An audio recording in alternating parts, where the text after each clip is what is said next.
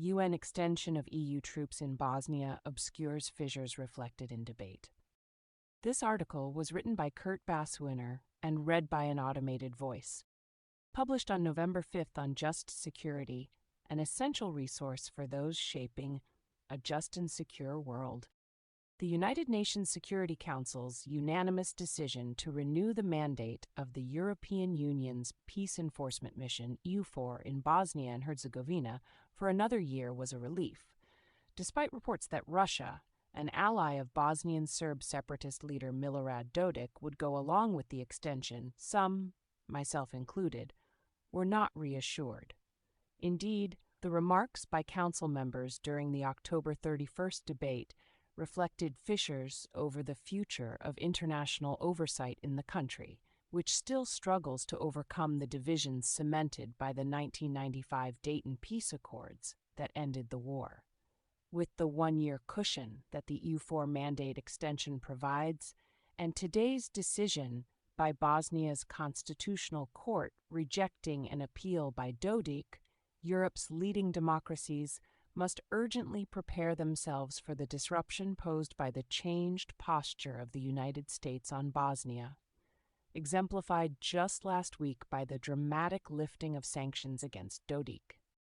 At one end of the spectrum in the range of remarks in the UN debate was the United Kingdom, a permanent member of the Security Council, as well as a member of the steering board of the Peace Implementation Council, PIC, the ad hoc international consortium established to oversee the implementation of the Dayton Peace Agreement, which marks its 30th anniversary on November 21. The UK set a welcome hardline that Bosnia's constitutional order as outlined in the Dayton Agreement must be upheld, and that Dodik initiated what had become the most significant crisis in Bosnia and Herzegovina in the past 30 years.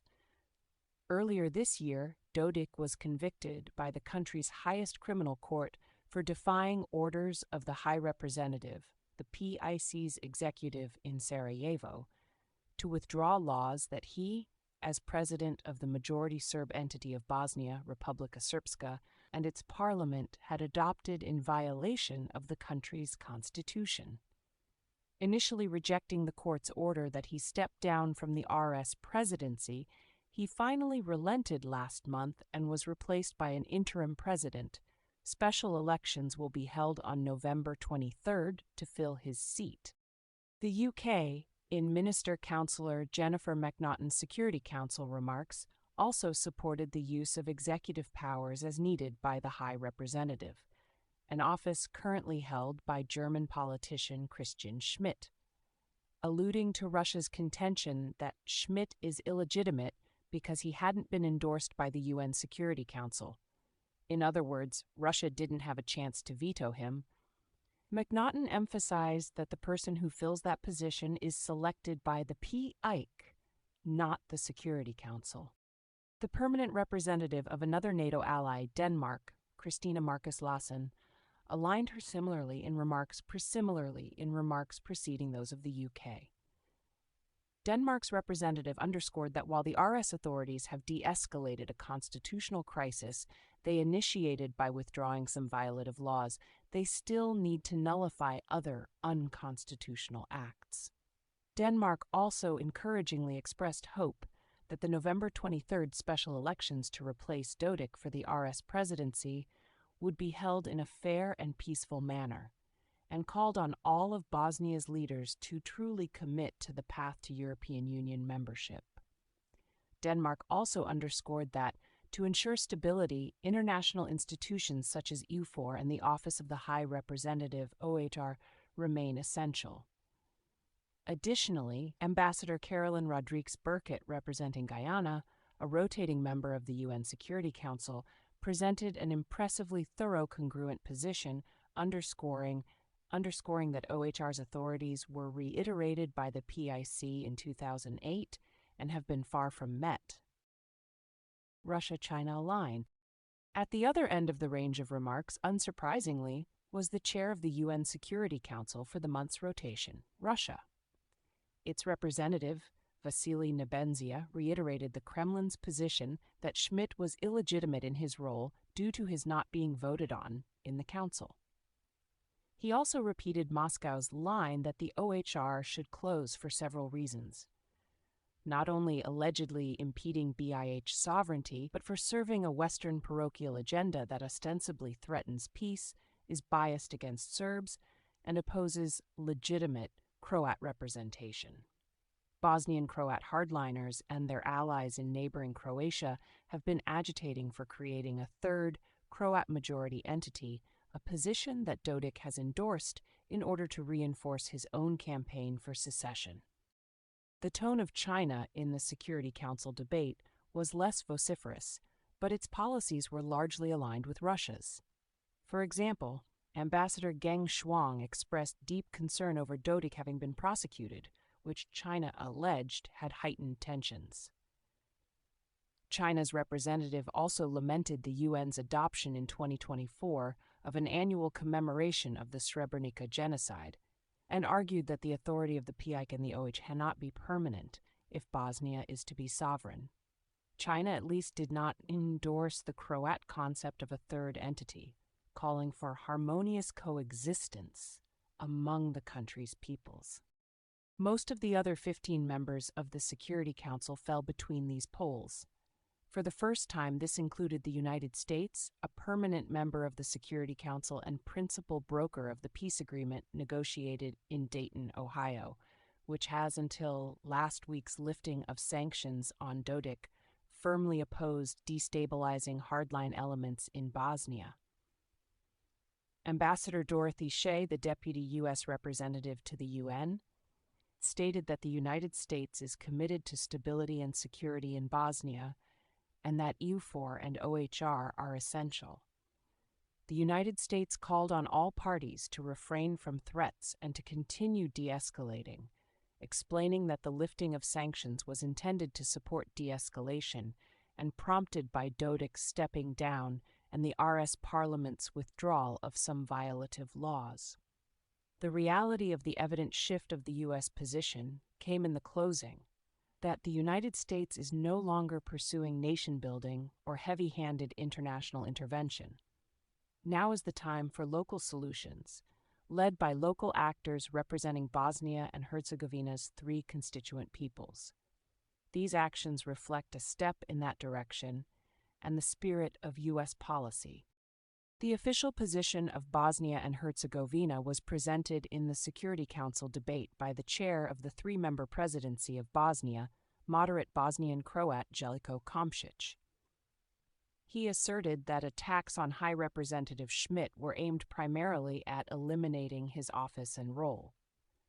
Komšić noted that he had been critical of Schmidt's actions in the past, alluding to, inter alia, imposed amendments to the Bosnian election law and to the Federation of BiH Constitution in 2022 and 2023, but he said several of Schmidt's acts were not primarily of his own design, a reference to the previous U.S. role.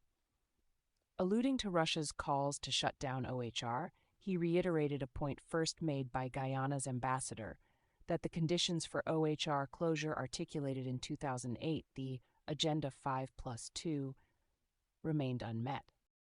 Neighboring countries, Serbia and Croatia, though not current members of the Security Council, were invited by Russia to make statements, presumably as signatories of the Dayton Peace Accords. Their positions reflected their established state policy orientations. Serbia's Chargé d'Affaires Dragomir Ilic stated that High Representative impositions primarily served the majority, Bosniak community, and that only dialogue and consensus among the 2 entities and 3 constituent peoples could achieve progress. Constituent peoples refers only to Bosniaks, Croats, and Serbs, excluding citizens who don't identify exclusively with any of those ethnic groups. Croatia's Chargé d'Affaires Hrvoje Kuric Hrvatinic pressed his country's position that only a changed electoral system could ensure that Croats could reliably elect their legitimate representative to the 3-person BH presidency, a position that generally implies hardline Croats rather than moderates. and thereby cast doubt on Kamschit's own legitimacy. Evolving U.S. posture and the response. While the potential for a Russian veto of EUFOR's extension was averted, the main takeaway was the depth of the change in the American position. It could be interpreted as mere support for stability and de-escalation, with a jettisoning of ambitions for deeper progress, or as a signal of a far more fundamental reorientation of the U.S. posture. EU Foreign Policy Chief Kaja Kallas' visit to Camp Butmir outside Sarajevo on November 3 to review EUFOR may indicate an appreciation of this dynamic. She contextualized the EU's efforts in BIH in the wider European context, where she noted that sovereignty and territorial integrity are under threat, adding that the Union will not stand by in the face of destabilization efforts and that EUFOR is here to stay. But the force's troop strength has long been incommensurate with a credible and fully capable operational deterrent force. More worryingly, Kallas framed the end of international engagement via the PCOHR and EUFOR as dependent on BIH politicians showing their ability to make decisions, including advancement on the path to EU membership. However, to achieve that end, the country requires a post-Dayton constitutional order to replace the current one, to which EUFOR's deterrent and the High Representative's enforcement roles are integral. Lack of clarity on this point has characterized the EU's policy toward Bosnia consistently. Unsurprisingly, Dodik, commenting on the Security Council debate, embraced the U.S. shift, citing what he characterized as the Trump administration's desire to avoid interference in countries' internal affairs and in building other states and nations. He also thanked Russia and China for their integrity and constructive behavior, as well as thanking self-interested neighbors. Serbia, as well as Croatia, which has expressed the position that there must be an equal dialogue in BIH. But Dodik is not yet seeing complete victory. On the one hand, the Bosnian State Prosecutor's Office on November 4th suspended its investigation into Dodik and two close allies for violating the constitutional order with their executive and legislative actions, generating speculation that the end of the probe was part of the arrangement with the United States for lifting sanctions. But on the same day, the country's constitutional court rejected his appeal in a separate but related case, in which he had argued that the change Schmidt imposed to Bosnia's criminal code that got him convicted was illegal. Dodik will now take the case to the European Court of Human Rights. So as Dodik remains at least partly sidelined and the political jury is still out on what the changed U.S. position on Bosnia portends, the EU should take it as a cue to put its own policy toward Bosnia and the Western Balkans on a more firm footing and to create conditions for Bosnia to advance toward EU membership with popularly accountable and stable democratic governance. Only in this way can long-term stability be assured. Thank you for listening to this article published on Just Security.